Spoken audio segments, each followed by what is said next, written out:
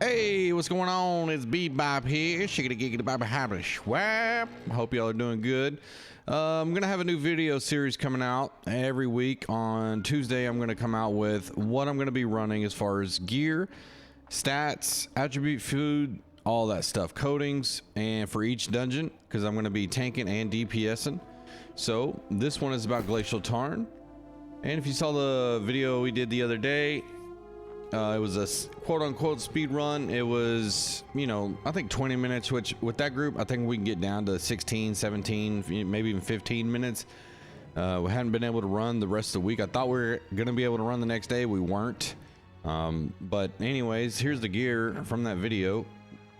And I like to run SNS DPS. So I also love to run the Greatsword if you've seen in plenty of videos. But here lately, I've kind of been on the SNS Spear kick. So freedom, which, is okay. It's not that great, but empowering leaping strike is really what I wanted on the close. It's going to add 19% damage to targets that are slowed by leaping's cowardly strike punishment upgrade, which is what I have in the tree here. If you go to sword and shield, go all the way down, cowardly punishment, inflicts slow, 30% slow for 3 seconds. Also with the reverse stab here, that's going to be on one of the clothing pieces you'll see as we go through. I do have Leeching Cyclone because I do love to have Leeching Cyclone as a spear ability, and also I can heal up really fast in case the healer is busy doing something. Plus I run with a Paladin tank, which is a healer and tank in one with 4 DPS, so sometimes he's busy with other things and you need to have your own way to heal, so that comes in handy. Enchanted Ward, Refreshing, Empowering Breaker, Enchanted Ward, Strike Conditioning and Health, and Enchanted Ward, Void Harnessing, which I don't care about, Contagious Reverse Stab. So really on all the clothing, the most important thing to have is Enchanted Ward still. Until something changes, that's what it's going to be. So Enchanted Ward pretty much on all your clothing. You might be able to get away with, elemental version on 2 pieces or so. How I usually like to do it, if I'm going to do that, it's 3 pieces of Enchanted Ward at least, bare minimum. And then you can have pieces like this that don't have Enchanted Ward. But you have different perk abilities. So that's kind of the philosophy I go by. Here's my round shield. It's the Night Veil round shield that we got from the Halloween event. Vicious, Refreshing Move, Flame Conditioning, and Shield Aggression. What's really cool, since the big update a while back, was that the shield attributes will actually work with your sword and shield. So I don't have to have Refreshing Mood on my sword, and I will still get it because it's on my shield. I'll also get the extra vicious damage and the shield aggression. So really helps out if you have a good shield like that. And you can maybe find the pattern still in the store.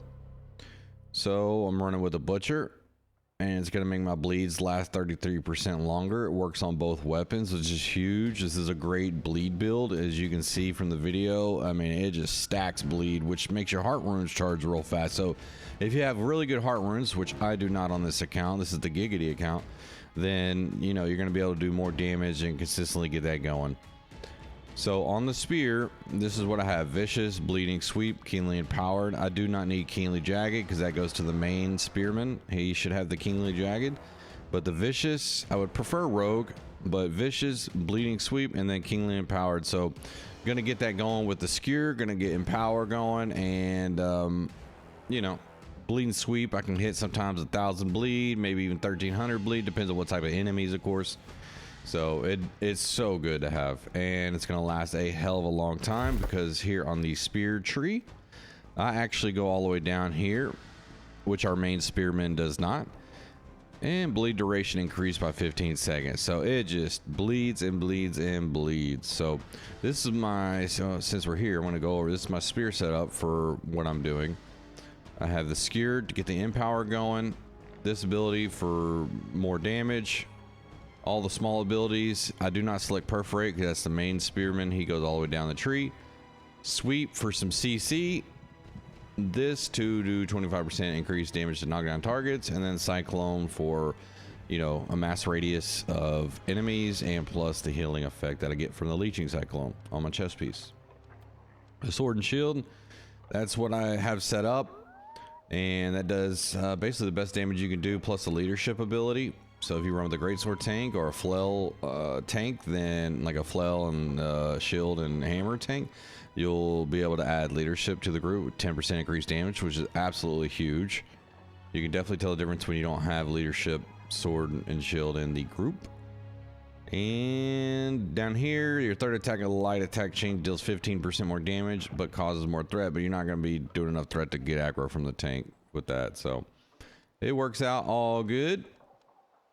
And let's go back to the clothing here. Let's go to the amulet. I have void protection and power refreshing. It's good to have refreshing on your jewelry at times because you don't have to have it on your clothing, taking up a perk spot that you need. Leeching, hardy, keen awareness, because I'm basically going to be in power capped with my heavy attack. So if we look at the sword and shield abilities right here, successful heavy attacks grant you 30% in power for 5 seconds. So with that, I'm gonna be basically in power cap, and I don't need to have slash damage. It's not gonna do anything for me. And since we're fighting against ancients a lot in this at the very beginning, the keen awareness helps get me more criticals. Now what you could do is put on a thrust ring. So I was trying this one out this week compared to, let's say, like a thrust ring. But when you have the sword, the heavy attack's a thrust. Your leaping that you do after that is a thrust. Whirlwind's a slash, so that's irrelevant. But this is the thrust. So you got the stab, you got the leaping strike, and the reversed is a, they're all 3 thrust, and then you got thrust. And then when you swipe down, that's a thrust. So thrust ring would probably be better for more damage. But against ancients, you know, I was thinking maybe criticals might be better. So I'm still messing with that. Decide what you want. I would probably just recommend going with the thrust ring. I felt like you do consistently more damage. Keen awareness used to be 11% critical chance. Now it's 7%, which is still pretty good. But the thrust damage is going to come in with all, you know, all sorts of, you know, let's see, with the heavy, the leap, and that's 3, and then plus the spear. Just on abilities, you're gonna have 2 on the spear, this, and then the stab down, plus any attacks you do. So, you know, try both of them. Let me know what you think. And on the earring, healthy toast, I'll always run. I think it's a must. Okay, refreshing toast not that good anymore. It only takes about 2 seconds off your cooldown. So I would rather have, to me, healthy toast, refreshing, and nimble. It, to me, is really good to have. Especially nimble for that first boss. You got to be able to dodge a lot in this dungeon because the enemies are all over the place and they push around the tank a lot. So especially the first boss, he pushes the tank around, you better be able to dodge. So having healthy toast, which makes you, when you drink a mana potion, you actually get 10% of your health. Oh, I took the wrong potion. You get 15% of your base health. Sorry about that. 15%. So that's just another way to heal. It's 4 ways to heal here. So you're not constantly relying on your healer, you know, asking them where your heals are. You know, the healer's busy with other stuff. Learn how to heal yourself with leeching and things like this. And if you're not doing this, hey, that's on you. All right, for my attributes. So I use banana bread. Here at the bottom, you can see I'm 201 strength, 309 dex, 99 con. Well, that's only because I switched to con food for the final boss fight. So when I use this, my main going through the dungeon stats are going to be 350, 208, and 51. With the voids, you know, hitting void zaps hitting, I almost feel like 50 con's a must. Maybe you're goated and you go down to 5 con, 15 con, but man, you're going to be way more susceptible to getting zapped. Is there much of a difference? Maybe not too much, but to me, it does feel like there is a difference. Makes it a little bit easier. So I take the banana bread when I'm starting out the dungeon. I use the void set up here. First boss I switch to, I use this set. I don't bother taking con food for the first boss.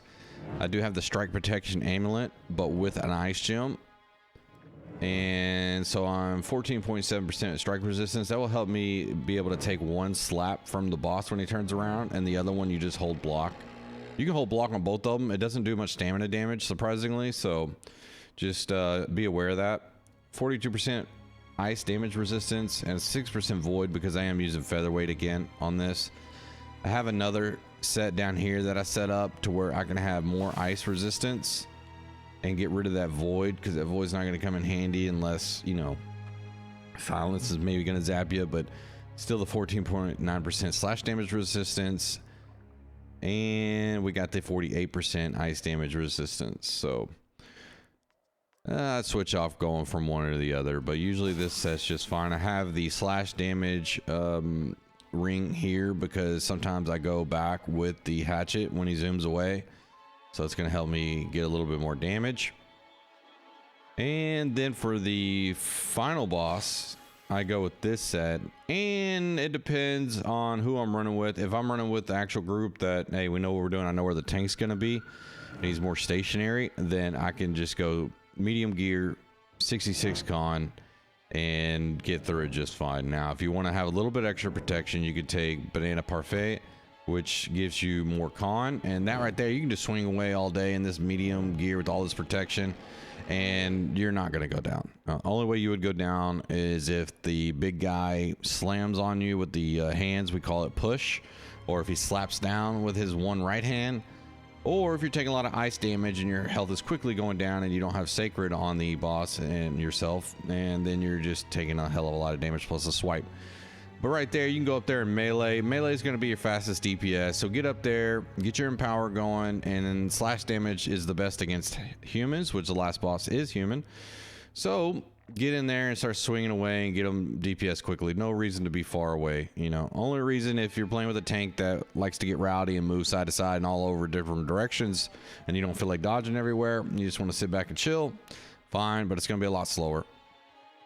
Also have, let's see, this set, sometimes I'll also have the slash amulet for the final boss also, because I'm up close on melee. And with this setup down here, sometimes I'll go, if I'm running with a random group, I know they're going to go ranged, so I'll keep the enfeebling spear on me, so that way I can hit the boss at least with that, weaken them some, and then I can get back to the sword and shield. So it depends on who you're running with. You got to always constantly be assessing the situation, the teams you're running with, the tank, the healer, are they good, you know, the DPS, are they going ranged or whatnot, and you need to be well-rounded so you can adjust to whatever the situation may call for. Also use Desert Sunrise to help with the dots.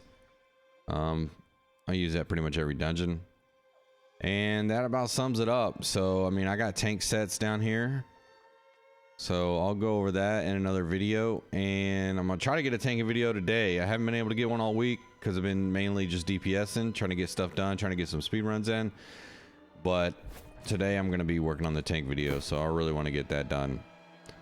Let's see if I missed anything here. I don't think I did. I think I went over everything. If you have any questions, feel free to ask in the comments. I will reply, so feel free to do that. And a medium gear on both boss fights, as you can see here, it gives you a lot of protection, and I feel like you really need it until you get used to all the mechanics. Now, I can go light and DPS the first boss, you know, but when you're on these runs and you're trying to go quick, you kind of want to minimize the danger. And to me, what my philosophy is, hey, if we get a really good speed run and we get, you know, gold, and it's, let's say this week 17 minutes or less, cool. Okay, the next runs I'm gonna go ultimate danger, right? I'm gonna go light gear on both bosses. I'm gonna try to do this, that, and the other, and we're gonna try to get as quick as we can. Now that we established a base run that was actually pretty good, then I would say, all right, let's up the ante and go for like that crazy 14-minute run or something like that. So, you know, but we weren't able to do that this week, so we got the 20-minute, and that run was all scuffed to back, and my game disconnected, and just plenty of times that we could, you know, tighten up the stuff. But anyways, I don't want to keep blabbering. Thanks for stopping by the video. If you need any other tutorials or gear loadouts, you know, feel free to check out my channel, or you can request one in the comments and I'll do a video on it.